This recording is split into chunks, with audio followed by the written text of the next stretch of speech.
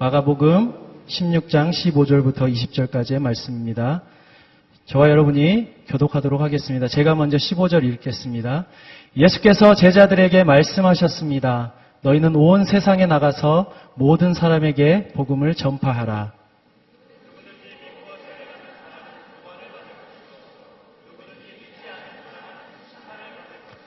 믿는 사람들에게는 이런 표적이 따를 것이다. 그들은 내 이름으로 귀신을 쫓고 새 방언으로 말하며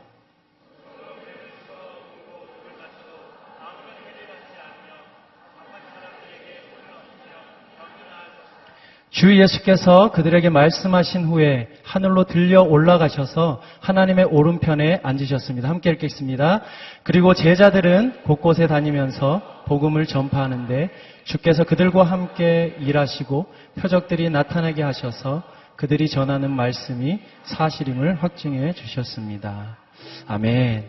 오늘 말씀을 전해주실 목사님을 소개합니다. 여의도 W공동체 청년공동체를 섬기는 김영창 목사님입니다.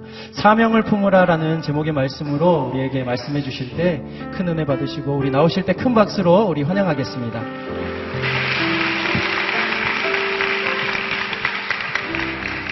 할렐루야. 이 시간 이곳에 오신 여러분들을 환영하고 축복합니다. 오늘 말씀 마가복음 16장 15절부터 20절까지의 말씀인데요. 이 말씀을 통해서 하나님께서 저와 여러분에게 은혜 주시기를 간절히 소원합니다. 오늘 본문의 말씀 혹시 보신 분이 계십니까? 방금 전에 읽은 거 외에 성경책을 펼쳐서 읽어보신 분이 계십니까? 오늘 본문은 마가복음 16장 15절부터 20절까지의 말씀인데 마가복음 16장 15절부터 20절이 마가복음의 마지막 본문입니다. 마가복음의 마지막에서 예수님께서 제자들과 또한 우리들에게 오늘 말씀을 통해서 말씀하고 계시고 명령하시는 것이 있는데 우리 15절 말씀만 우리 다시 한번 같이 읽어보겠습니다. 크게 한 목소리 같이 읽겠습니다. 시작. 예수께서 제자들에게 말씀하셨습니다. 너희는 온 세상에 나가서 모든 사람에게 복음을 전파하라. 아멘. 마가복음의 마지막은 너희는 온 세상에 나가서 모든 사람에게 복음을 전하라, 전파하라 라고 이제 시작하고 있습니다. 그런데 마가복음이 처음 시작할 때 어떻게 시작하는지 혹시 알고 계십니까? 마가복음 1장 1절의 말씀인데요. 1장 1절에 마가복음은 이렇게 시작하고 있습니다. 하나님의 아들 예수 그리스도에 관한 복음은 이렇게 시작됩니다. 마가복음 1장 1절은 하나님의 아들 예수 그리스도의 복음의 시작이라고 이 마가복음이 시작되고 있고요. 또 마지막에서는 15절의 말씀에서 우리에게 그 복음을 이제 전파하라고 그렇게 명령하고 있는 것입니다. 혹시 마가복음은 어떤 책인가 누가 묻거든 마가복음은 복음으로 시작해서 복음으로 끝나는 책입니다 라고 말씀하면 될 것 같아요. 여러분 마가복음을 다 한 번쯤은 다 읽어보셨죠? 읽은 줄로 믿습니다. 읽은 사람이라면 누구나 다 기억해야 될 것이 있습니다. 그것은 무엇이냐면 나는 이 복음을 전파할 사명을 받은 사람, 전파할 사명이 있는 사람이라는 것입니다. 그런데 이 사명이라는 것이 무엇이냐라는 거예요. 여러분 사명이 무엇입니까? 내가 지금 해야 될 일, 나에게 있는 누군가가 시킨 어떤 명령을 이야기하는 것이죠. 그런데 이 사명이라는 것은 내가 정하는 것이 아니라는 거예요. 사명을 받는다는 것은 무슨 말입니까? 나에게 사명을 주시는 분이 계신다라는 거예요. 나는 사명을 내가 선택하는 것이 아니라 내가 선택한 것을 사명이라고 이야기하는 것이 아니라 내가 받은 것을 사명이라고 이야기한다라는 거예요. 여러분의 사명은, 내가 받은 사명은 누구에게서 어떻게 받은 사명입니까? 여름이 되면 우리는 아울리치라는 것을, 오늘이 교회 대학 청년부 할 것 없이 아이들과 또 성인들과 남녀노소 어린아이와 노인들을 할 것 없이 아울리치라는 것을 떠나게 됩니다. 아울리치를 위해서 이것도 화요 성령 집회에 나와서 예배를 드리고 또 마치면 기도 모임을 해야겠다라고 생각하시는 분도 계실 것입니다. 그런데 아울리치 지역을 선택하고 아울리치 지역을 내가 나아가기 전에, 내가 하나님의 사역을 하기 전에 과연 나는 사명을 가지고 그곳으로 가고 있는지 그것을 먼저 점검해야 된다는 거예요. 나는 그곳으로 갈 것을 하나님께로부터 받았냐라는 거예요. 마음을 받고 명령을 받았냐라는 거예요. 사명을 받았냐라는 거예요. 아니 나는 국내만 쭉 다녔으니까 오랜만에 해외를 좀 나가봐야겠어. 면세점 좀 이용해봐야 되겠어. 인천이 그렇게 좋다면서 스스로 마음먹은 것, 스스로 선택한 것을 우리는 사명이라고 이야기하지 않아요. 그냥 그것은 욕망이라고 이야기합니다. 욕심이라고 이야기한다라는 거예요. 우리는 하나님의 사람입니다. 한번 따라해보겠습니다. 나는 하나님의 사람입니다. 나는 하나님의 사명을 받은 사람입니다. 오늘 마가복음 말씀에서 15절에 우리는 복음을 전하는 사명을 받았다라는 것을 알 수가 있습니다. 우리에게 있는 사명, 무엇보다도 최우선되는 사명은 무엇이냐면 그것은 바로 복음을 전해야 되는 사명이라는 거예요. 따라해 보겠습니다. 나의 사명은 복음 전파입니다. 나의 사명은 복음 전파입니다. 15절에 보면 제자들을 향한 주님의 최후의 지상 명령, 최후 명령이 나오게 됩니다. 주님은 복음을 전 세계에 전파해야 될 것을, 증인이 돼야 되는 것을 명령하셨습니다. 마태복음 28장 18절에서 20절의 말씀을 보면 그것이 더 길게 기록이 되어 있죠. 마가복음은 굉장히 간략하게 이것이 축소되어서 기록이 된 것을 우리가 알 수 있습니다. 그러나 이것이 간소화되고 간략하게 적혀 있다고 해서 이것의 의미가, 이것의 중요성이 약화되었다라는 것을 의미하는 것은 아니에요. 예수님의 지상 명령은 마태복음이나 마가복음이나 할 것 없이 우리에게 너무나 중요하게, 너무나 동일하게 중요하다라는 것이죠. 예수님께서는 오늘 말씀에서 선교의 방법, 또 대상, 내용에 대해서 분명하게 제시하여 주십니다. 그런데 선교의 방법에서 첫 번째로 말씀하시는 것이 무엇이냐면 온 천하에 다니는 것, 온 천하에 다니는 것을 말씀하고 계신다는 거예요. 온 세상을 다니는 것을 말씀하고 계신다는 것입니다. 복음은 그냥 내가 속한 지금 내가 있는 이곳에서만 전하는 것이 아니라 온 세계로 나아가서 이 복음을 전해야 된다는 것을 말씀을 통해서, 예수님의 지상 명령을 통해서 우리가 알 수 있습니다. 그러나 온 천하를 두루 다니면서, 온 세상을 두루 다니면서 복음을 전해야 되는 사명이 우리에게 있지만, 그러나 이것보다도 먼저 우리가 깨달아야 될 것, 알아야 될 것이 있습니다. 그것은 무엇이냐면 우리의 사명은 온 천하에 다니면서 복음을 전하는 것이지만 그 온 천하 이전에 이미 지금 이곳에서, 여기에서부터 이미 시작되었다라는 것입니다. 오늘이 교인이라면 누구나 할 것 없이 암송하는 구절이 있습니다. 그것은 사도행전 1장 8절의 말씀이죠. 제가 한번 읽어드리겠습니다.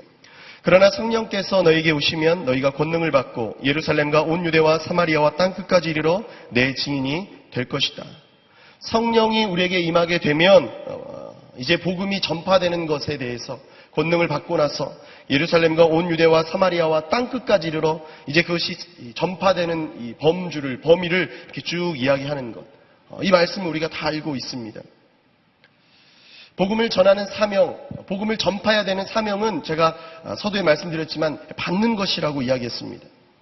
이것은 아까도 이야기했지만 사명을 주시는 분이 계시기 때문에 내가 받게 된다라는 것이에요. 사도행전 1장 8절의 말씀을 보면 우리가 위로를 받을 수 있고 우리가 힘을 얻을 수 있는 그것은 무엇이냐면 사명을 주시는 분이 우리를 그냥 아무렇게나 보내시지 않는다라는 사실이에요. 그냥 사명을 주시고 방치하는 분이 절대 아니라는 거예요. 반드시 책임을 지시는 분이시라는 거예요. 저는 여의도 사학연구회관 2층에서 대강당에서 매주 오후 3시에 예배를 드리는 W 청년부를 섬기고 있는 목사입니다. 저희 공동체에서도 아울리치를 여름에 떠나게 됩니다. 지역을 잘 컨택해서 국내와 해외를 나누어서 사역지를 잘 기도하고 정해서 팀들이 나가게 됩니다. 그런데 저에게 있어서 가장 큰 고민은 무엇이냐면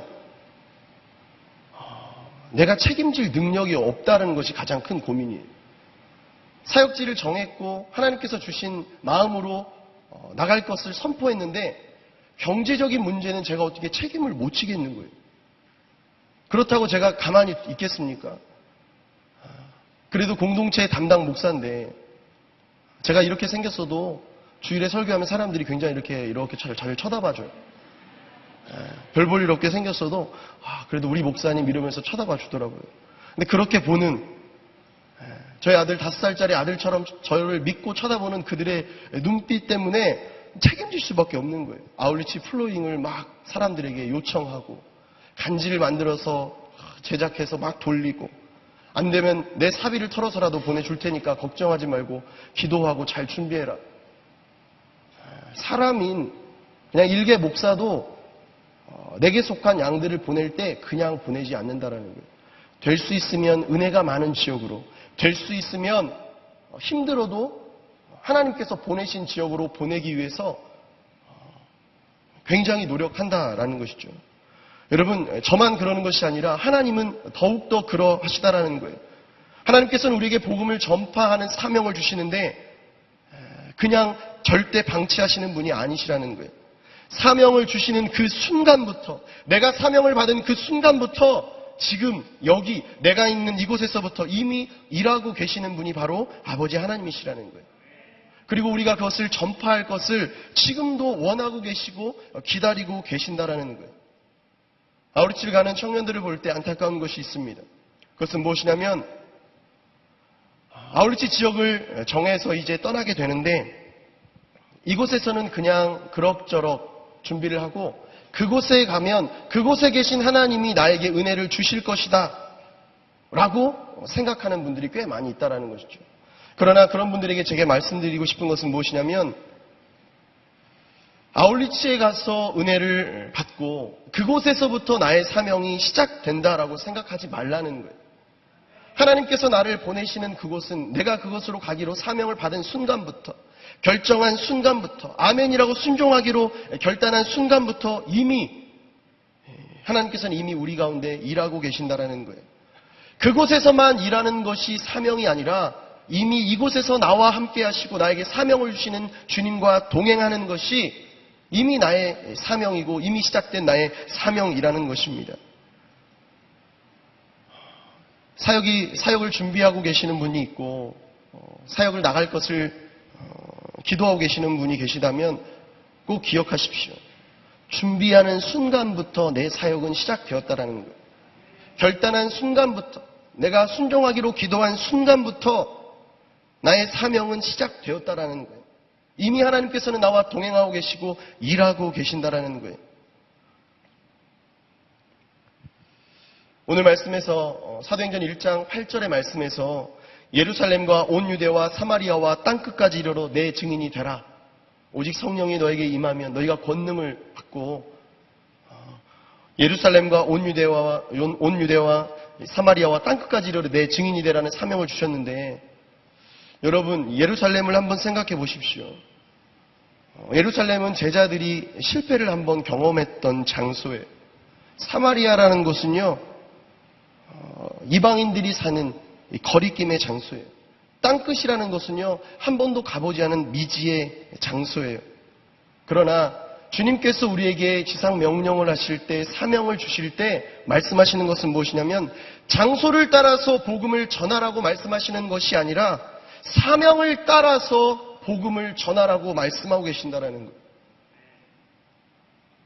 내가 지금 있는 이곳이 땅끝이라는 거예요. 내가 지금 있는 이곳이 예루살렘이고 내가 지금 있는 이곳이 사마리아. 아무도 가지 않으려고 하고 실패를 경험했고 미지의 세계인 이곳이 바로 하나님께서 예수님께서 우리에게 명령하신 사명의 장소라는 거예요. 여러분 환경을 따라가는 것이 아니라 사명을 따라갈 때 환경은 변하게 될 것입니다. 장애물이 아니라 내게 놓여져 있는 이 걸림돌과 같은 환경이 디딤돌이 된다라는 거예요. 내게 놓여져 있는 사역과 그 사역의 배경과 환경이 때로는 나로 하여금 굉장히 두렵게 합니다. 어렵게 해요. 할 수 있을까? 그러나 그런 생각이 들 때마다 우리가 기억해야 되는 것은 무엇이냐면 우리는 환경을 기억하는 사람이 아니라 하나님의 사명을 기억하는 하나님의 사람이라는 것입니다. 날마다의 삶의 자리에서 하나님께서 우리를 불러 모으시고 보내시는 그 자리에서 사명을 따라 주의 복음을 전할 수 있는 저와 여러분이 되어지기를 간절히 소원합니다. 우리 16절과 17절, 18절의 말씀 우리 한번 다 같이 한번 읽겠습니다. 16, 17, 18절 시작. 누구든지 믿고 세례받는 사람은 구원을 받을 것이요 누구든지 믿지 않는 사람은 심판을 받을 것이다. 믿는 사람들에게는 이런 표적이 따를 것이다. 그들은 내 이름으로 귀신을 내쫓고 새 방언으로 말하며 손으로 뱀을 집어 들고 독을 마셔도 아무런 해를 받지 않으며 아픈 사람들에게 손을 얹으면 병이 나을 것이다. 아멘. 오늘 말씀 16절의 말씀을 보면 예수님을 믿는 사람과 믿지 않는 것, 믿지 않는 사람, 믿음과 믿지 않음의 차이가 무엇인지를 정확하게 말씀해 주고 계십니다. 믿고 세례를 받는 사람은 구원을 얻을 것이고 믿지 않는 사람은 심판을, 정죄를 받게 될 것이다. 이것을 이야기하고 있다는 것이죠. 그런데 이 선포는, 이 말씀은 누구도 예외가 없는 말씀이라는 거예요. 누구도 예외가 없는 경고의 메시지라는 것입니다. 이 세계에는 너무나 많은 종교들이 있고 신들이 산재 있죠. 저마다 자기들이 믿고 있는 신이 최고라고, 어려움과 고통과 아픔이 있을 때마다 자기가 따르고 믿는 신들에게 기도를 하는 것이죠. 서울 시내 어느 병원에서 원목으로 계시는 목사님이 설교 중에 이런 말씀을 하시는 거예요. 자기가 병원에 가면 스님도 있고 신부님도 있고 또 목사님 자기도 있는데 잘 지냈대요. 근데 하루는 너무나 마음이 어려워지면서 목탁 소리가 너무나 거슬리더라는 거예요. 그래서 전화를 해서 스님, 문 좀 닫아! 문 좀 닫으세요! 라고 얘기를 했다는 거예요. 근데 이제 평소에 잘 지냈었는데 갑자기 이제 마음이 어려워서 그렇게 전화를 드리니까 스님이 이야기를 하더라는 거예요. 아니 목사님 왜 그러시냐고. 평소에는 안 그러시더니 왜 그러시냐고. 아니 그러니까 문을 좀 닫아주세요 라고 이야기를 하니까 스님이 그렇게 이야기를 했대요. 저희는 들락날락 하려면 문을 열어놔야 돼요. 쉽게 말해서 신이 들어오려면 문이 열려 있어야지 들어온다는 거예요. 목사님이 얘기했다는 거예요. 문도 열려 있어야 들어가는 신을 왜 믿냐고. 그게 신이냐고. 여러분 우리는 알고 있죠. 예수 외에는 다른 이로는 구원을 절대 받을 수 없다는 것을 알고 있어요. 내가 곧 길이요 진리요 생명이니 나로 말미암지 않고는 아버지께로 올 자가 없느니라. 천하 인간에게 구원을 얻을 만한 다른 이름을 우리에게 주신 일이 없다. 이 말씀 우리가 다 알고 있어요. 그러나 우리의 생활에서는 과연 이 말씀대로 우리가 살아가고 있냐라는 거예요. 예수만이 오직 유일한 나의 구원의 통로인 것처럼 통로임을 믿음으로 선포하며 살아가고 있냐라는 거예요. 여러분, 사명을 감당하는 것 쉽지 않습니다. 쉽지 않아요. 쉽지 않은 것을 감당해야 되는데 이 감당하는 데 있어서 가장 좋은 방법은 무엇이냐? 그것은 바로 예수님을 믿는 믿음으로 복음 전파의 사명을 감당하기 시작할 때 내 힘이 아니라 예수님이 주신 힘으로, 내 능력이 아니라 주님의 능력으로 이것을 능히 감당할 수 있다라는 거예요. 사명을 감당하기 어려운 이유는 내가 하려고 하기 때문에, 사명이 이해하기 힘든 이유는 내가 그것을 이해하려고 하니까. 여러분, 사명은 내가 취사 선택해서 받는 것이 아니라고 말씀드렸어요. 그냥 받는 거예요. 주시는 분이 이것이 너의 사명이다라고 말씀하실 때 받는 거예요. 내가 고르고 선택할 수 있는 것이 아니라는 거예요. 내가 능력이 있나? 내가 이것을 할 수 있는 능력이 있다고 저 사람이 믿고 나에게 이것을 주는가? 그것은 사명이 아니고요. 주시면 저분이 내가 이것을 할 수 있다라고 생각하는구나. 그래, 나는 할 수 있는 거야. 믿음으로 그냥 진행하고 그것을 선포하고 나아가는 것이라는 거예요. 여러분, 내가 아직도 미루고 있는 사명이 있습니까? 내가 아직 지키지 못한 사명이 있고 내가 아직도 두려워하는 사명이 있습니까? 나를 바라보면 절망뿐이지만 나에게 사명을 주신 그분을 바라볼 때 우리는 믿음으로 그것을 감당할 수 있게 된다라는 것입니다. 우리의 사명은 주님이 주시는 믿음이 있어야 주님이 주시는 힘이 있어야 이것을 능히 감당할 수 있다라는 것입니다. 세계에서 가장 높은 에베레스트 산 정상에 오른 에릭 와이엔 마이어라는 사람이 있습니다. 에베레스트 산을 올랐다는 것에 대해서 여러분 별로 놀라지 않죠. 왜냐하면 여러 명이 많이 올랐기 때문에. 그러나 이 에릭 와이엔 마이어가 이 에베레스트 산을 정복했다는 것이 굉장히 놀라운 이유는 무엇이냐면 그가 시각장애인이기 때문에 그렇습니다. 많은 사람들이 만류하고 많은 사람들이 주위에서 반대했지만 이 에릭이라는 사람이 18명의 동료들과 함께 2001년 5월에 에베레스트 산을 정상을 올라간 거예요. 세계 최초로 시각장애인으로서 등정에 성공했고 또한 하루 만에 정상에 도달했던 위대한 산악인 중에 한 명으로 지금 기록되어 있어요. 많은 사람들이 에베레스트 산을 등정할 것을, 정복할 것을 도전했다가 생명을 잃기도 하고요. 90% 이상의 등산가들이 정복하기 위해서 시도했다가 도전에 실패할 정도로, 열의 아홉이 실패할 정도로 굉장히 힘든, 정상인에게도 이것을 등정하는 것이, 정복하는 것이 너무나 위험하고 어려운 산이 이 에베레스트 산인데, 시각장애인의 어떤 그 장애를 가지고 이 산을 정복했다라는 거예요. 이 시각장애인이 앞이 보이지 않는 이 에릭이 에베레스트 산을 정복할 수 있었던, 성공할 수 있었던 비결이 무엇인지 아십니까? 그 비결은 다른 것이 아니었어요. 그것은 바로 동료들이 배낭에 매달아둔 종소리를 듣고 따라서 올라가는 거였어요.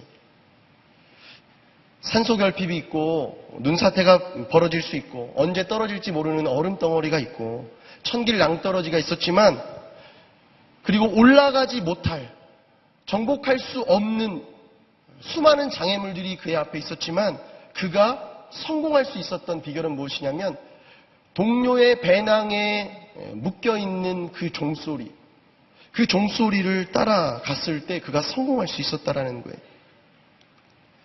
위험한 지형이 나타나면 물론 조금 더 디테일하게 설명해서 따라올 수 있도록 이야기를 해주었지만, 그는 동료의 배낭에 달려있는 그 종소리만을 듣고 따라서 올라갔을 때 에베레스트 산을 등정할 수 있었다라는 거예요. 하루 만에 성공할 수 있었다라는 거예요.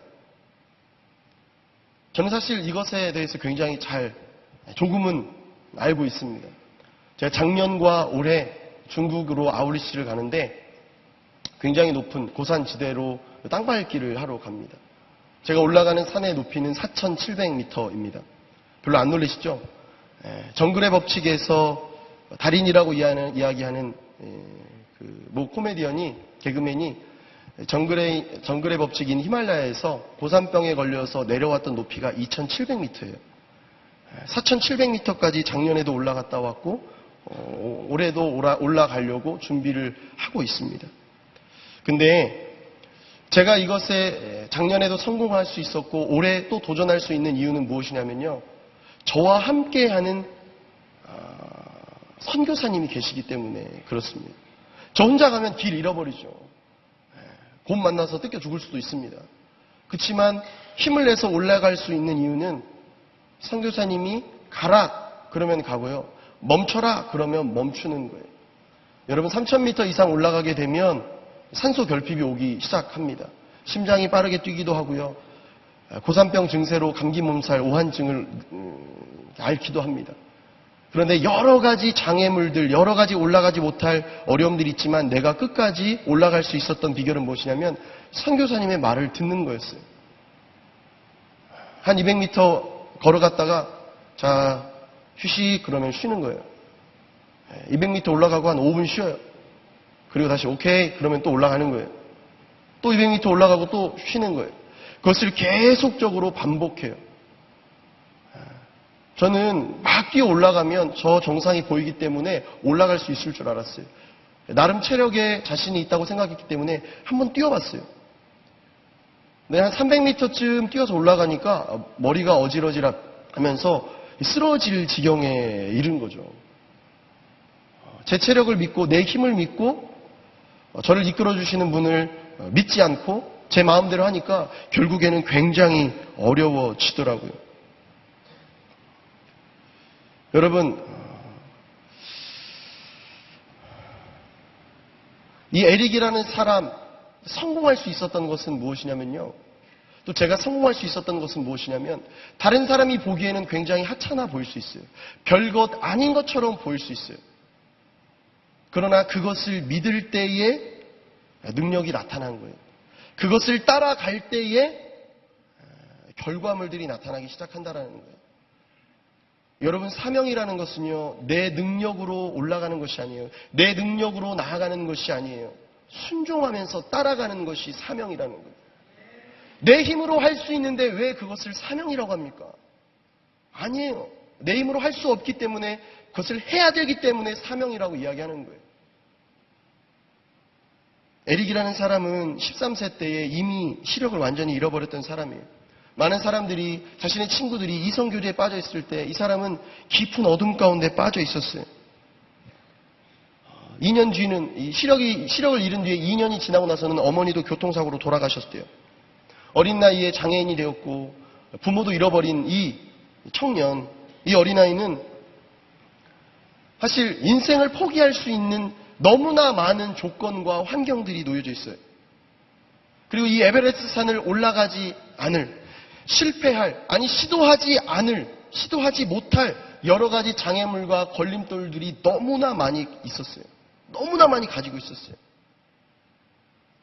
올라가지도 말아야 될, 시도하지도 말아야 될 장애물들, 환경과 어려움들이 많이 있었지만 그가 이 에베레스트 산을 올라가기로 결정하고 또 이것에 성공할 수 있었던 비결, 유일한 성공은 바로 방울소리를 따라가는 것이었다라는 거예요.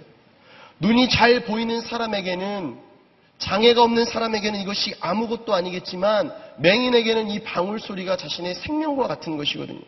그것 외에는 다른 방법이 없거든요.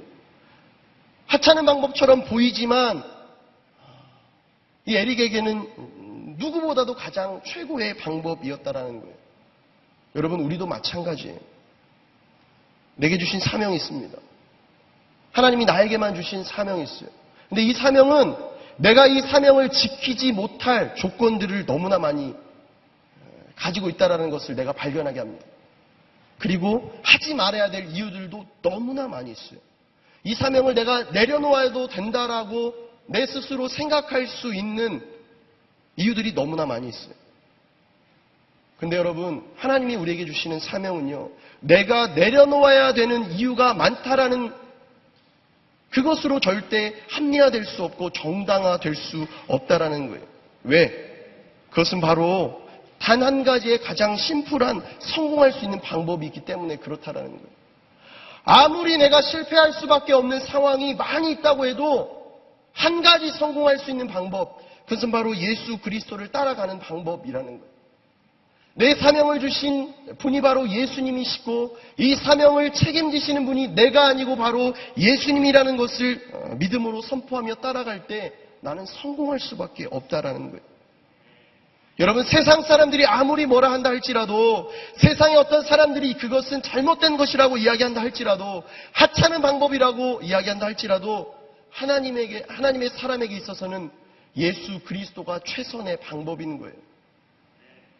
여러분, 예수 그리스도 외에는 하나님의 사람에게는 절대 대안이라는 것이 없어요. 차선책이라는 것이 없어요. 세상에는 이거 해보다가 안 되면 다른 것을 시도할 수 있어요. 차선책이라는 것을 이야기합니다. 대안이라는 것을 이야기해요. 그러나 예수님에게는 이 예수님이라고 하는 그 방법에는 대안이 절대 없다라는 거예요. 차선책이 없다라는 거예요. 내게 주신 사명을 내가 감당할 수 없어서 자꾸 차선책을 찾고 있는 내 모습이 있습니까? 대안을 찾고 있는 내 모습이 있습니까? 나를 둘러서 진치고 있는 방해 세력들이 있습니까? 그렇다면 안 되는 이유를 세지 말고, 안 되는 이유에 설득당하지 말고 해야만 하는 한 가지 이유, 예수 그리스도를 붙잡으시기를 간절히 소원합니다. 여러분, 전 세계로 흩어지라고 말씀하셨어요. 내 증인이 되라고 말씀하셨습니다. 복음을 전파하라고 그 사명을 우리에게 주셨어요. 그런데 보이지 않는 멀리 떨어져 있는 사명을 따라가기 전에 먼저 지금 이 순간 주님과 함께 하시고요. 주님을 붙잡으시고 실패할 수 있는 이유를 찾는 것이 아니라 성공할 수 있는 주님과 동행할 수 있는 저와 여러분이 되어지기를 간절히 소원합니다. 우리 19절부터 20절의 말씀 우리 한번 같이 보겠습니다. 19절에서 20절의 말씀. 시작. 주 예수께서 그들에게 말씀하신 후에 하늘로 들려 올라가셔서 하나님의 오른편에 앉으셨습니다. 그리고 제자들은 곳곳에 다니면서 복음을 전파하는데 주께서 그들과 함께 일하시고 표적들이 나타나게 하셔서 그들이 전하는 말씀이 사실임을 확증해 주셨습니다. 아멘. 20절의 말씀을 보면 제자들이 곳곳에 다니면서 복음을 전파하는데 주님께서 그곳에 그들과 함께 하셔서 함께 일하셔서 표적이 나타나고 기적이 나타났다는 사실이 오늘 말씀에 기록이 되어져 있습니다. 때로는 내가 사명을 받은 것이 확실한가? 내가 이 사명을 잘 감당하고 있는가? 내가 이것을 잘 따르고 있는가? 궁금하고 의심이 들 때가 있습니다. 가장 확실한 방법은 무엇이냐면요. 내가 낸 결과물이 아니라 하나님이 일으키신 결과물을 찾는 거예요. 근데 그것은 큰 것을 찾는 것이 아닙니다. 작은 것에서부터 하나님께서 일하신 증거를, 하나님이 나와 함께 하시는 증거를, 하나님이 살아계시는 그 증거를 찾아야 된다라는 것입니다. 오늘 20절의 말씀, 마가복음 16장 20절의 말씀은 사실 사도행전과 굉장히 잘 연결이 되어지고 있습니다. 예수님께서 승천하신 후에 제자들이 사역했던 내용들이 간단하게 잘 적혀져 있어요. 그런데 제자들이 사역하는 동안에 표적과 이적이 나타났다라고 오늘 말씀은 기록하고 있습니다. 우리가 사도행전은 너무나 많이 읽어봐서 알고 있습니다. 사도행전은 사도들을 통하여서 신앙 부흥이 일어났고 영적인 부흥이 일어났고 세계 역사가 뒤바뀌는 놀라운 역사가 기록된 책임을 우리가 알 수 있습니다. 그러나 우리가 그것을 암과 동시에 또한 알 수 있는 것은 무엇이냐면 절대 그 역사는 사도들이 일으킨 것이 아니라 그들의 리더십이 일으킨 것이 아니라 그들의 특별한 영적인 능력이 결과가 아니라 하나님께서 살아계신 것이, 살아서 역사하신 것이 이 사도행전이 말하고 있는 하나님의 표적과 이적이라는 것입니다. 여러분, 우리가 알아야 되는 것, 믿어야 되는 것은 무엇이냐면요. 내가 복음을 어찌했든지 간에, 어떻게든지 간에 복음을 전파하는 그곳에 반드시 주님께서 함께 하시고 주님이 함께 하시는 그곳에는 반드시 역사가 일어나게 된다라는 거예요. 빌립이 사도행전에서 사마리아에 들어가서 복음을 전할 때 사마리아에서도 역사가 일어났다라고 사도행전은 기록하고 있어요. 사도행전 8장 7절에 많은 사람들에게 붙었던 더러운 귀신들이 찢어질 듯한 소리를 지르며 떠나갔고 많은 중풍 환자들과 지체 장애인들이 나았습니다. 빌립은 사명을 따라서 사마리아로 갔고요. 그 사마리아에서 복음을 전했을 뿐인데 그 사명 때문에 하나님의 놀라운 기적과 역사가 나타났다라는 거예요. 그런데 이것은 빌립이 사역하는 곳에서만 나타난 것이 아니라 베드로를 포함해서 바울과 바나바가 복음을 전하는 모든 지역에서 비슷한 사역이, 비슷한 어떤 기적들이 다 나타났다라는 거예요. 세상의 사람들이 두려워할 만한 표적들이 나타났다라는 거예요. 제가 아울리치 팀을 이렇게 팀에 들어가서 지도를 하는데 모두가 다 동일하게 하려고 하는 팀이 있더라고요. 그것은 무엇이냐면 그 어린이 사역팀이었어요. 왜냐하면 사람들이 잘 모르니까 어린이 사역이 얼마나 힘들고 애들이 말을 징하게 안 듣는 거를 모르니까 내 마음대로 할 수 있을 것 같으니까 아울리치 처음 가는 사람들은 다 어린이 사역. 팀장이 굉장히 어려워하는 거예요. 목사님, 전도팀을 꾸려서 전도를 나가려고 그러는데 모두가 전도는 두려워하고 어린이 사역만 하려고 해요. 제가 팀장에게 이야기했어요. 애들이 귀신보다도 더 무서운 것을 몰라서, 차라리 전도가 쉬웠어요 라는 것을 몰라서, 애들에게 사역하는 것은 누구나 할 수 있어요. 열정만 있으면 할 수 있습니다. 그러나 알지 못하는 사람에게, 내가 어떻게 내 능력 밖에 있는 사람에게 복음을 전하는 것은 아무나 할 수 없기 때문에 하나님께서는 그 사람에게, 그 사역을 하는 사람에게는 더 큰 능력을 부어주시기 때문에 은혜는 더 클 수밖에 없는 거예요. 내 삶에서 하나님의 능력이 나타나지 않는 이유, 표적과 기적이 나타나지 않는 이유는 무엇이냐면요, 적당한 수준으로 내가 하려고 하니까, 내가 감당할 수 있는 수준으로 하려고 하니까 하나님이 개입할 필요가 없는 거예요. 저희 아들은 5살짜리 아들이 있습니다. 저희 아들의 능력치에 해당하는 운동을 할 때는 제 아들이 무슨 짓을 해도 저는 내버려둬요. 그렇지만 이 아들이 넘어질 것 같은 어려운 상황에 놓였을 때는 반드시 나타나서 아들을 도와줍니다. 왜? 내가 아니면 할 수 없으니까. 나는 사명을 따라서 일하고 있는데, 사명을 따라서 사역하고 있는데, 사역한다고 확신하고 있는데 특별한 기적이 없고 표적이 나타나지 않는다. 정말로 내가 사역을 하고 있기 때문에 그런 거예요. 나를 통해서 하나님이 일하게 하셔야 되는데, 나를 통해서 일하시는 하나님을 사람들이 보아야 되는데, 내가 사역의 장애물이 되고 있는 것입니다. 내가 하나님의 역사하심의 걸림돌이 되고 있다라는 거예요. 아울리치를 가면 진짜 살아계신 하나님을 만나게 됩니다. 네팔 지역에 가면 하나님께서 강력하게 역사하시는데, 대학생들이 가서 안수기도, 이렇게 어깨를 잡고 안수기도만 해줘도 사람들이 막 뒤로 팍팍 쓰러져요. 방언이 막 팍팍 터집니다. 근데 참 희한한 거는 한국 오는 순간, 공항에서 비행기를 내리는 순간 그 능력이 사라진다는 것이죠. 왜 거기서는 되는데 왜 여기서는 안 되냐?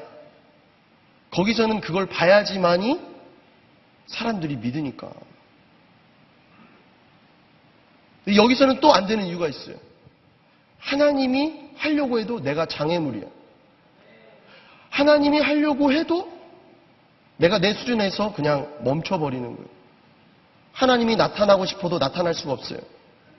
하나님이 일하시고 싶어도 일하실 수 없게 된다라는 거예요. 여러분,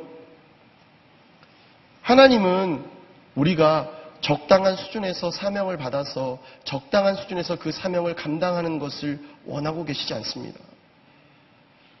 이전에도 말씀드렸지만 내가 하지 말아야 될 이유는 너무 많아요. 내가 안 해도 되는 이유도 너무 많습니다. 그리고 내가 못할 이유도 너무나 많아요. 그러나 하나님의 사람이 해야 되는 이유, 딱 한 가지 이유가 있기 때문에, 변치 않는 하나의 이유가 있기 때문에 우리는 그것을 능히 감당하기 위해서 노력해야 된다라는 것입니다. 우리의 삶의 모든 자리 가운데 우리가 처한 모든 현실, 전도하거나 선교하거나 복음을 전파하는 것이 좋은 환경이 절대 되지 못합니다. 사역지 가면 잘 나타난다 했죠. 내가 여기서는 전도를 해도 신천지보다 더 못한 것 같아요. 걔네들이 훨씬 더 파워풀한 것 같아요. 그렇게 생각이 들 수도 있습니다. 왜 우리나라가 이렇게 됐지? 우리 한국 교회가 왜 이렇게 됐지? 낙심하고 절망할 수도 있습니다. 그렇지만 내가 어떤 형편에 놓여 있다 할지라도, 하나님의 교회가 어떠한 환경에, 배경에, 입장에 놓여 있다 할지라도 우리가 잊지 말아야 될 사실은 하나님은 우리와 영원토록 함께 하시는 분이시라는 거예요. 예수님이 말씀하신 그 명령을 지키는 자와는 영원토록 동행하시는 분이시라는 거예요. 그렇기 때문에 우리는 복음을 전하는 사명, 복음을 전파하는 것을 절대 뒤로 밀어서는 안 된다는 거예요. 여러분, 사명은 순종할 때의 사명인 거예요. 근데 좀 있다가 내가 해야지. 5분만 있다가 해야지. 5년만 있다가 해야지. 10년만 있다가 해야지. 뒤로 미루는 것이 불순종의 또 다른 방법이라는 것을 저는 제 아들을 통해서 알게 됐어요. 밥 먹자. 5분만요. 지금 먹어야 돼. 아니에요. 5분만요. 근데 분명한 것은 5분이 지나도 계속해서 5분만요라는 거예요. 여러분, 내가 지금 하지 않으면요, 절대 하지 않습니다. 지금 결단하지 않으면 절대 하지 않아요. 지금 내가 받은 그 사명을 행하지 않으면 5분 뒤, 10분 뒤가 아니라 5년 뒤, 10년 뒤가 지나도 절대 하지 못하게 된다라는 것입니다. 저는 여러분들에게 오늘 도전을 드리고 말씀을 마무리하려고 합니다. 여러분, 순간이라는 것은 굉장히 짧은 시간이에요. 그렇죠? 눈 깜짝할 새, 눈 깜짝할 순간. 순간이라는 것은 그런 순간이죠.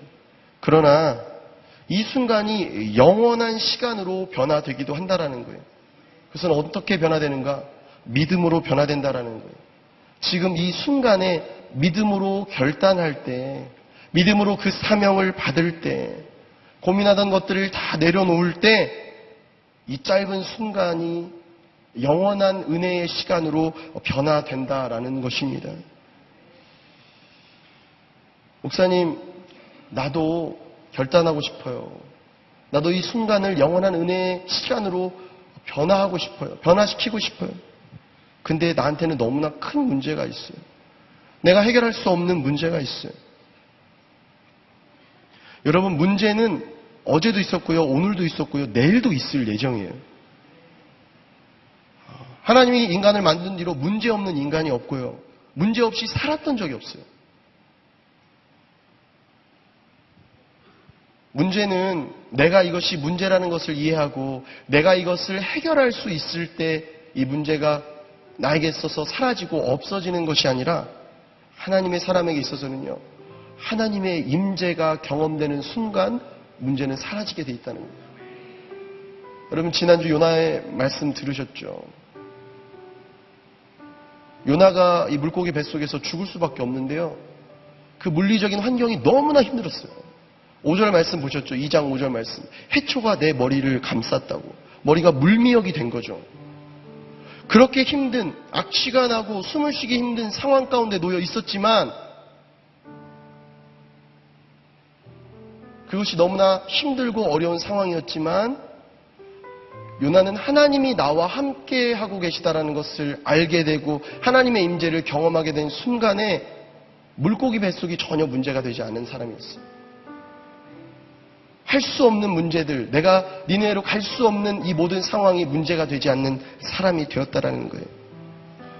여러분, 나에게 있어서 문제가 되는 것이 아니라 하나님의 임재가 없는 것이 문제고요, 믿음이 없는 것이 문제고, 순종하지 않는 것이 문제고, 사명을 따라 살아가지 않는 것이 문제라는 것입니다. 100가지 순종할 수 없는 이유가 있다 할지라도 한 가지 순종할 이유를 찾게 되면 그것으로 인하여서 순종하십시오. 순종하기로 결단하는 순간, 내가 순종하겠다고 마음을 먹는 순간에 순종하지 않아야 될 이유는 다 사라지게 돼 있는 거예요. 내 경험과 내 상식이 아니라 주님이 말씀하신 그것을 믿기로 결단하면, 따르기로, 순종하기로 결단하면 나에게 있어서 가장 컸던 문제들도 아무것도 아닌 것이 된다라는 것입니다. 내가 무엇을 할 수 있을까? 내가 받은 사명은 이것밖에 되지 않고 내게 주신 능력은 이것밖에 되지 않는데 내가 무엇을 할 수 있을까? 고민하지 마시고요, 여러분에게 주신 하나님의 그 사명을 따라서 헌신하십시오. 그런데 헌신할 때에 적당하게 헌신하지 마시고요, 100%의 헌신을 다하십시오. 90도의 물은 절대 끓지 않습니다. 100도가 될 때 끓기 시작하는 거예요. 식물도 꽃을 틔우기 위해서는 18도에서 21도가 되어야지만이 싹을 틔우고 꽃을 맺기 시작한다는 거예요. 그 이하도 넘어서도 안 된다는 거예요.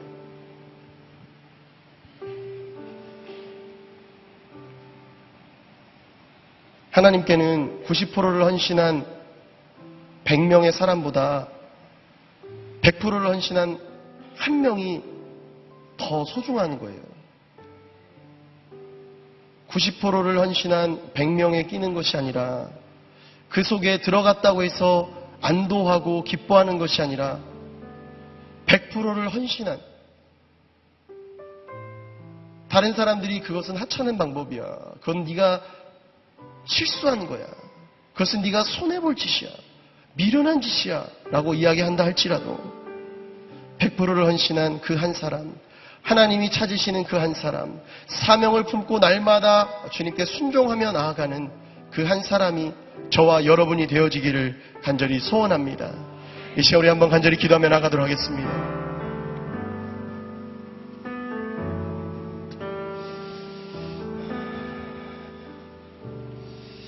이 시간 우리 한번 간절히 기도하며 나가도록 합니다.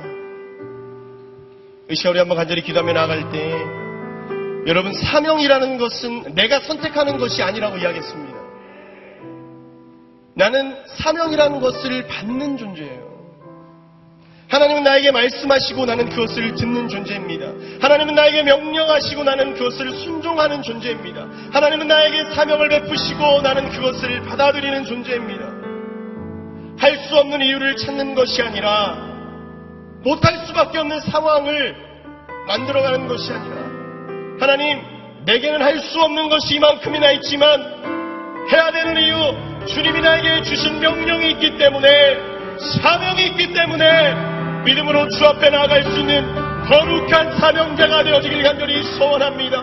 주님이 말씀하실 때에 그것을 청종하며 순종할 수 있는 믿음의 사람이 되어지길 간절히 소원하오니, 지금 이 시간 우리 간절히 기도하며 나아갈 때 아버지, 우리 가운데 말씀하여 주시옵소서. 다시금 나에게 허락하신 사명이 새로워지게 하여 주시옵소서.